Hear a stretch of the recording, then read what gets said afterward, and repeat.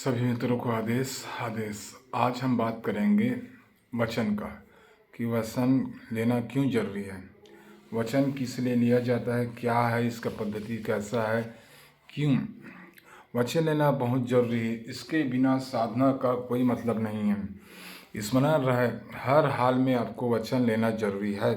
किसी भी शक्ति से वचन कैसे लेते हैं, आज मैं सभी साधकों को समकक्ष प्रस्तुत करने जा रहा हूँ। जब कोई भी शक्ति आपके सामने प्रत्यक्ष हो जाए तो आप उसे वचन ले रहे हो, क्या क्या बोल और कैसे ले। शक्ति से हमेशा 3 वचन लिया जाता है। आप उससे कुछ और वचन भी ले सकते हैं, आप उनसे कुछ और भी वचन ले सकते हो,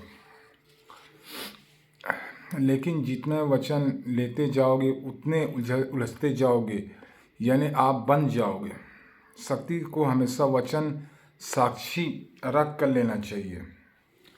जैसे जल हो गया, जल, अग्नि, 10 दिशाओं, पंचलोक पाल, त्रिदेव, प्राकृतिक माता, गंगा माता आदि को साक्षी मानकर वचन लेना चाहिए।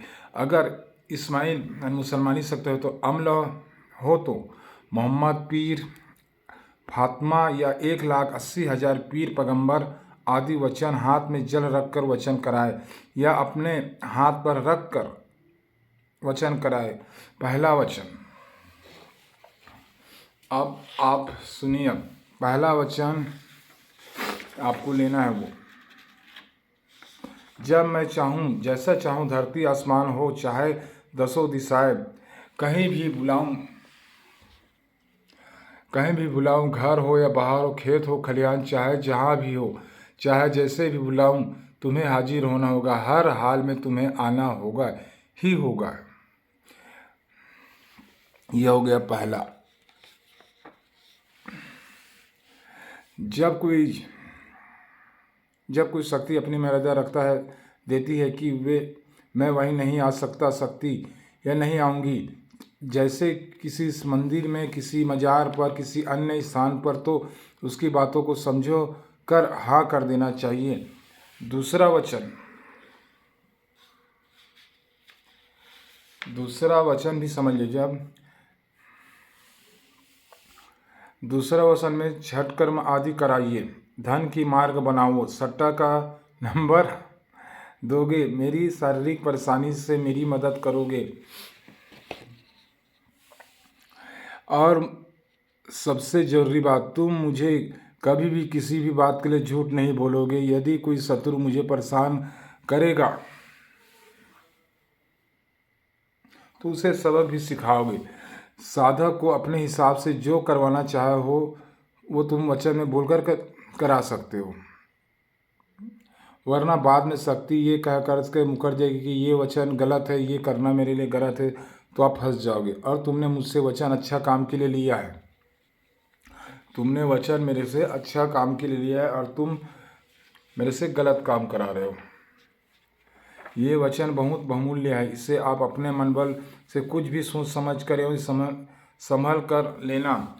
बहुत साधकों को सारी गड़बड़ इसी वचन में लेने में होता है। अब मैं तुम्हें बता रहा हूँ, मैं जिस काम को करने को कहूँ वो तुम करोगे ही करोगे। मैं चाहूँ वस्तु मंगवाऊँ, पंचमनी मिठाई मंगवाऊँ, पंचफल मंगवाऊँ, विशेष पूछ वह सब कुछ लाकर दोगे। भूत भविष्य वर्तमान की सारी बात सटीक मेरे को आपको बताओगे, इसमें कोई झूठ नहीं होगा।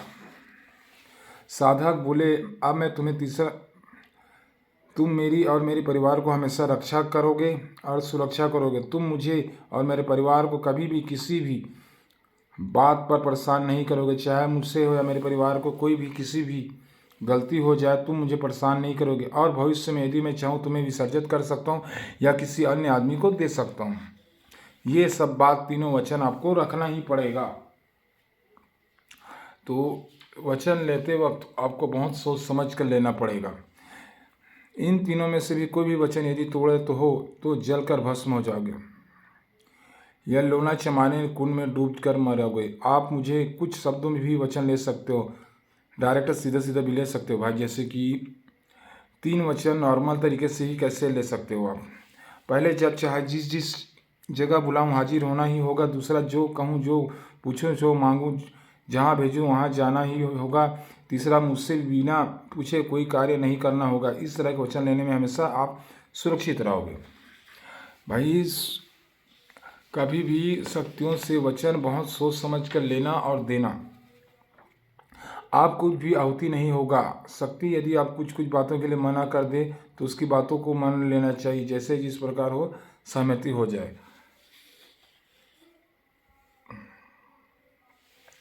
शक्तियों को हमेशा हल्के में मत लेना चाहिए भाई। शक्ति से हमेशा वचन हो जाना चाहिए। पर ये वचन देवी शक्तियों के लिए नहीं है, देव शक्तियों के लिए। ये है भूत प्रेत पिशाच वगैरह, अप्सरा है, यक्षिणी है, वीर वगैरह है, इनसे वचन लिया जाता है। बहुत दर्द है यार, हाथ पैर में सर्दी बुखार से फंसता हूँ। क्या बोलूँ आप लोगों को, कुछ समझ नहीं आता। चलो आज के लिए बस इतना ही।